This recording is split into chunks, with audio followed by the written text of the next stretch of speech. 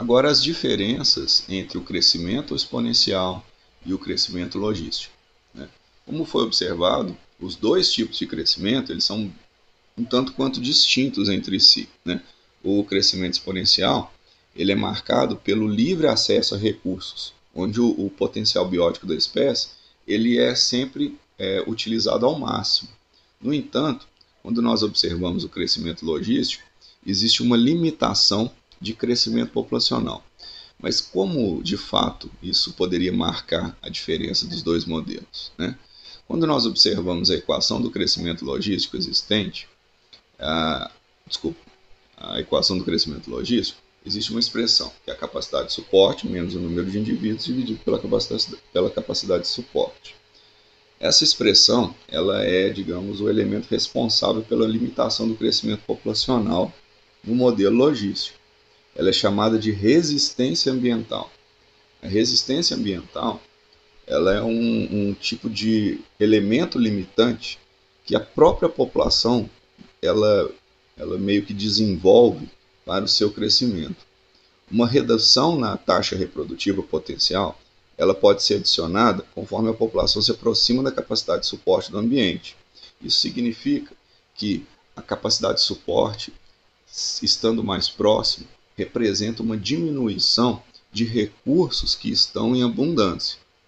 O recurso reduzindo, ou seja, a partir do momento em que o recurso torna-se um elemento seletivo, né, um elemento que não mais se encontra em grande quantidade, o que nós comentamos agora há pouco, né, um fator limitante, o indivíduo ele demanda mais tempo e energia para buscar ou para conseguir manter-se nesse fator limitante. Ou seja, ele vai gastar mais energia e tempo para buscar o alimento, ele vai gastar mais energia e tempo para manter o seu território, e esse gasto de tempo e energia diminui a sua capacidade reprodutiva.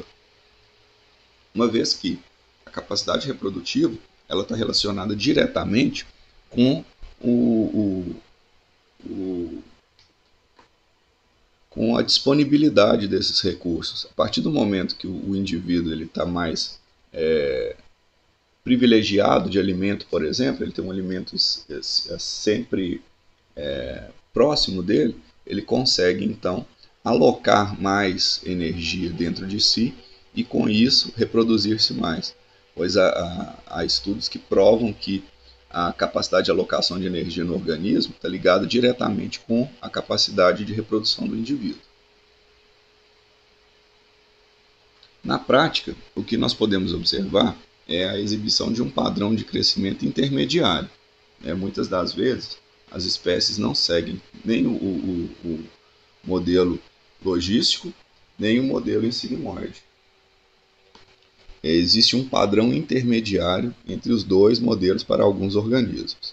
Esse crescimento está situado, então, entre o modelo exponencial e o modelo logístico. Desculpa, eu falei o outro logístico sigmoide. Não, é exponencial e logístico. Seria algo mais ou menos assim.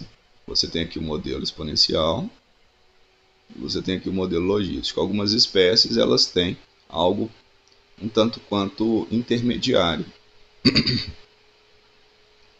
Isso acontece com algumas espécies de mamíferos, tá, de pequeno porte, que são elementos que lembram muito o R estrategista, como é o caso, por exemplo, de algumas espécies de lagomorfos, de roedores, né, que têm uma quantidade de prole um pouco mais elevada e em alguns casos elas conseguem ultrapassar a capacidade de suporte, mas se você observa rapidamente elas entram no eixo de controle da capacidade de suporte do ambiente.